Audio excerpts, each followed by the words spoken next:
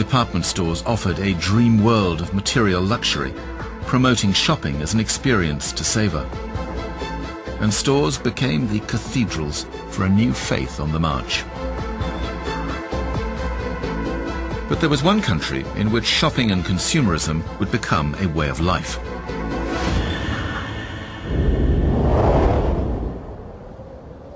By the early 20th century, Americans had the highest personal wealth of any country in the world, creating huge new markets.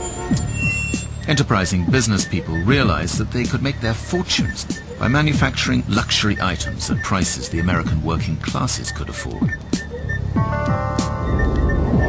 Henry Ford's assembly line made cars which were previously the preserve of just a privileged few available to all. Many other products were soon to follow. By the 1920s, the ordinary man and woman in America had come to believe that affluence was their birthright. And to have access to consumer wealth became an integral part of the American dream. It was around this time that consumerism took a very different turn, stimulating and manipulating people's desires, spinning dreams, subtly creating envy. And as the advertising industry really took off, temptation and seduction became at least as important as providing information. Big business and its advertising agencies turned to the science of psychology. One of the pioneers was Edward Bernays, who would become known as the father of public relations. He was fascinated by the discoveries of Freud and other psychiatrists. He believed that if you understood what motivated people, you could influence their behavior without them knowing about it, and cajole them into buying even more. He said, "In almost every act of our daily lives, we are dominated by the relatively small number of persons who understand the mental processes of the masses. It is they who pull the wires which control the public mind." Advertisers started to work out how to play on our subconscious. It wasn't what the product did that mattered, it was the kind of person it promised to make you feel. Consumerism was now deep inside our heads, exploiting our deepest feelings, our emotions, and even our identities. We were all being trained to desire. But consumerism didn't always go unopposed. Most famously, in the 1960s, the hippie movement rebelled against rampant capitalism. It transformed this disgust with materialism not just into a philosophy, but into a new way of living too. Millions attempted to drop out. It was a movement that had enormous appeal. This was pretty much the point when I first got involved, as the environment and social justice grabbed my attention and suppressed whatever shopping gene I may once have had. It all started in a comprehensive in West London, where I spent 10 years of my life teaching English and drama. I wasn't exactly an out-and-out hippie, but even then I can remember the kids constantly taking the piss out of me for choosing to own a bicycle rather than a car, for never buying new clothes until I absolutely had to, because the old ones were falling to pieces. To them, I just wasn't doing my duty as a consumer. So even in the 70s, the juggernaut of consumerism was grinding into top gear, and trashing the environment was almost universally accepted as a reasonable price to pay for all that increased consumption.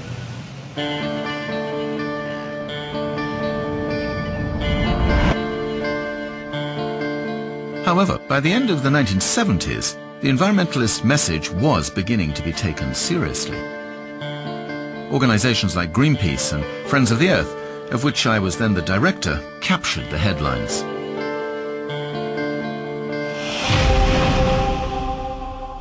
But then, America and the West took a fateful step.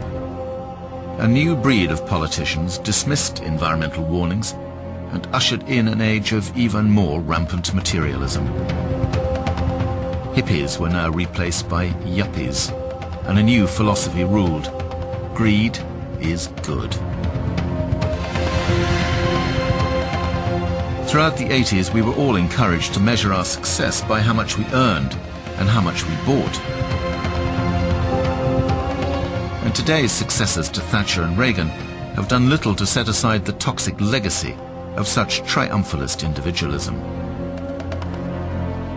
Such is the momentum of consumerism that nothing has been able to slow its relentless march.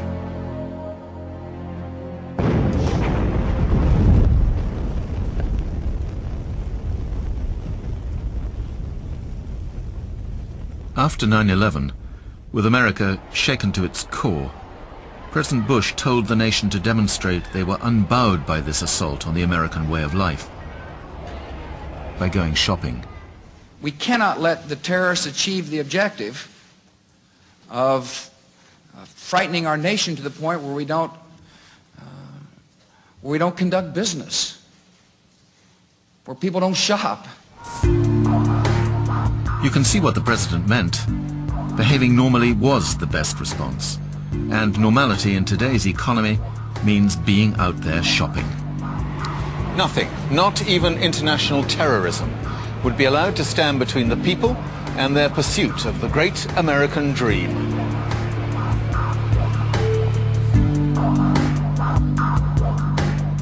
The irony is that the biggest threat to the United States and to the rest of the world isn't terrorism. It's consumerism itself.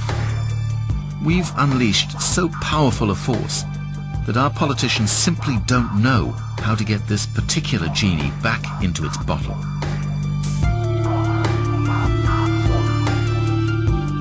But there are practical solutions, if we have the courage to act on them now.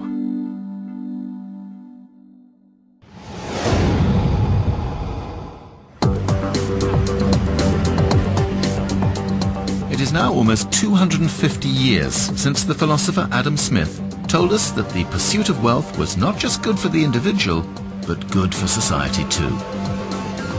We are all beneficiaries of that extraordinary transformation.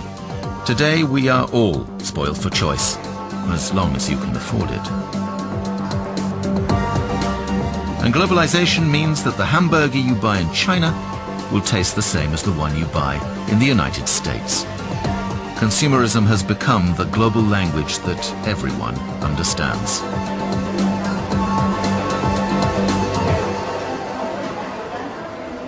At the beginning of the 21st century, there are now more than 2 billion people able to enjoy the fruits of mass consumption. Whichever way you cut it, that's an extraordinary achievement. You just can't deny that represents progress with a capital P.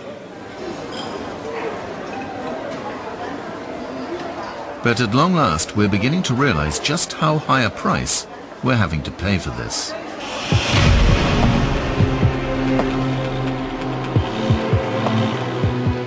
Visit any old landfill site and you'll begin to see what I mean. Here in Britain, we get rid of our own body weight in rubbish every 7 weeks. And the amount of rubbish we throw away just keeps growing. There are 12,000 landfill sites in the UK alone dedicated to dealing with the 100 million tons of waste we produce each year. Buy it one day, chuck it the next. In our throwaway world, who cares? We throw out 1.5 million computers every year. 99% of them in perfect working order. On average, we buy a new mobile phone every 18 months, leaving 90 million working handsets hoarded in cupboards up and down the country. And 3 million fridges are discarded every year.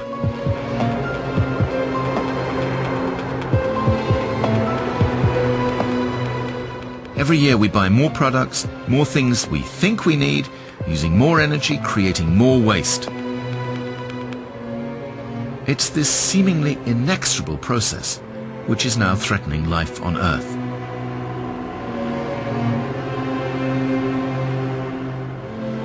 So, am I being overdramatic?